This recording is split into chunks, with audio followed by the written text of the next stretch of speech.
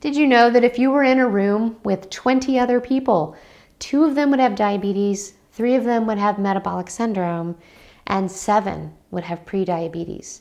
84% of those with prediabetes do not know they have it. I'm Bronwyn Radcliffe. I am the founder of House Calls. I'm a family nurse practitioner and a certified functional medicine health and wellness coach. And I'm curious to know if you have elevated blood sugar, or do you know if you have elevated blood sugar? How do you know? You can get tested. You can call your doctor and ask for a fasting blood sugar and a hemoglobin A1C. Most labs today will actually let you walk in and do your own, although with COVID you should probably call ahead. But you can walk in and ask for your own tests. So find out if you have elevated blood sugars, and then if you do, you can start making some steps forward to change that. So why do we care if we have elevated blood sugar? There are lots of reasons, and primarily because it is a primary cause of inflammation. And I know you've heard all about inflammation. It's in the news every single day. It's a risk factor for all-cause disease, but it's also a primary risk factor for COVID-19 and for having worsening symptoms of COVID-19 and for having symptoms that stay with you for a while after you get over the COVID-19. So inflammation and elevated blood sugar put you at higher risk for any cardiovascular disease. So high blood pressure, diabetes, stroke, heart attack. They also puts you in peripheral vascular disease, so that numbness and tingling that appears in the feet, legs, and in the hands in particular. You are also at increased risk for cancer, autoimmune disease, leaky gut, irritable bowel syndrome, chronic headaches, thyroid problems, and all kinds of other things that happen in the system. And I will tell you that it's easier to get well than it is to be sick. There is no one pill to cure whatever's happening with you. And every pill that we have outside there on the market tends to create in time side effects that then might require another pill. So what do? You start becoming the expert in your own life. You are the expert in your own life. So start noticing, how do I feel? So write it all down. What are my complaints? What's going on with me today? What do I not like about my health right now? And then start maybe with a 3 to 7 day diet diary. What did I eat today? Every single thing, the cup of coffee, the glass of water, the M&M, the handful of nuts, write it all down. And then can you correlate moods or symptoms with some of the foods that you ate? And then once you write it all down, you think, wow, well, what would it be like if I made a few changes? Just experiment. And maybe you can do that. Maybe you can start experimenting with something that you, as you tune in, you realize, but maybe that's just not a great choice for me. Maybe I notice that I'm eating all day long. Can I just eat 3 times a day? Okay? Little changes. Don't be drastic. And by the way, diet just means what you eat. It isn't necessarily a prescribed plan. And your diet is unique to you. What you need, the nutrition that you need, is specific to you, and so there is no one size fits all on the diet regimen, okay? It's a very complex situation in the body. There's a lot of pieces and parts that we need to take into account. And so your diet is the one that works for you, okay? Now, if you wanted to decrease your blood sugar and you wanted to decrease your overall inflammation, how might you go about that? Number 1, get in touch with yourself. What do you eat normally? How do you feel? What are your symptoms? Number 2, decide that you want to experiment. Okay, we just talked about that. And number 3, look at the foods that you eat. So we all consume carbohydrate, protein, and fats. And in the standard American diet, the SAD diet, we eat a lot of processed foods. Processed foods are loaded with chemicals They are loaded with, often they are genetically modified, and they really don't support our health and well-being.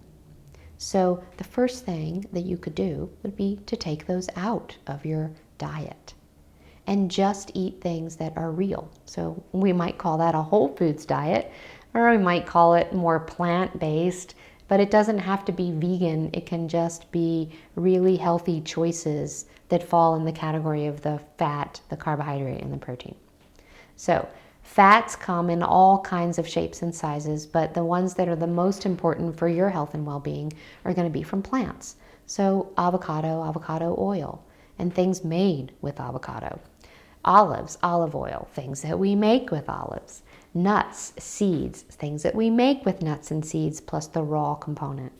And there are plenty of other things that we eat that do have fat in them that are just part of that, okay? So even eating butter, it's just animal fat. It's actually a really good source of fat in the diet, okay? And then next, as you look at protein, plant protein, there's lots of plant protein, so greens and nuts and seeds and all kinds of broccoli and the crucifer family, so many different things that we eat do have protein in them. And it's just a much more subtle protein than animal protein. And then of course there's animal protein, so fish, poultry, game, and meats. So, and you can eat any of those. You're looking for grass-fed, wild, and free range, and things that are treated humanely, okay? So basically organic. And then when you get down to the carbohydrate, we're looking at plants, okay? I'm not looking at simple processed foods. I don't look at a bunch of grains, though at a certain amount, those can be healthy. But I'm not looking for a bunch of grains in the diet. I'm looking for greens and peppers and onions and cauliflower and broccoli and Brussels sprouts and tomatoes and onions and garlic and berries and, all kinds of things like that. So you're looking for a healthy balance in your fruit and vegetables, okay? And so if you can incorporate a healthy fat and a healthy protein, and you can incorporate some really solid, low glycemic indexed carbohydrates, you're on your way to feeling better, decreasing inflammation, and getting stronger. So that is going to be different for each and every one of us. We're all unique. And what works for me is probably not going to work for you. But it does help to start with a basic regimen and then tune it into your needs and your specific likes and dislikes as you go. All right.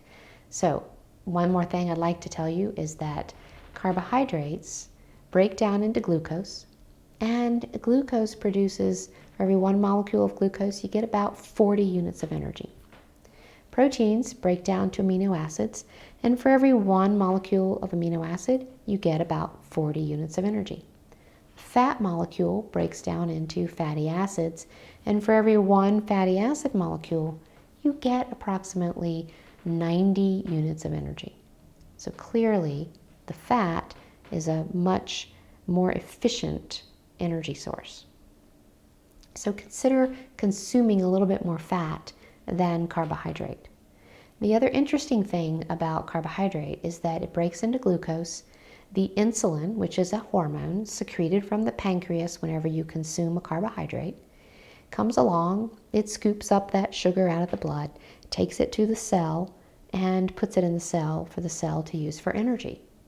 But if there's too much consumption, too much glucose, then the insulin can only pick up so much. The bus is full, and it can only deposit so much at the depot, the cell. And so what the cell can't use when it gets in the cell goes into fat storage for use later on. But if you can't pick up all the glucose, then it hangs out in the bloodstream, and that's what gives you that elevated blood sugar. Blood that has a lot of sugar in it is very coarse. Think about how sticky and coarse sugar is in water, okay? Or if you drop it on the counter, it's very irritating. It's irritating to your blood vessels, and that irritation is what causes the inflammation, okay? So decreasing the carbohydrates significantly means that you put just enough energy in the cell for the cell to use, and if it needs more, it'll go to the fat storage and pull that out, and it'll use that. Okay? And that's what you'd like to happen in your body. That's how you're going to have sustained energy, and that's how you're going to burn clean fuel and feel better and stronger, be clearer. Okay? All right, and lastly, what are common symptoms of elevated blood sugar? So, foggy thinking, irritability, mood swings, poor sleep, waking with hot flashes, and maybe diarrhea, IBS, constipation, cramping, and headaches. You may even have cardiovascular disease. You may have some angina. You may have rapid heart rate.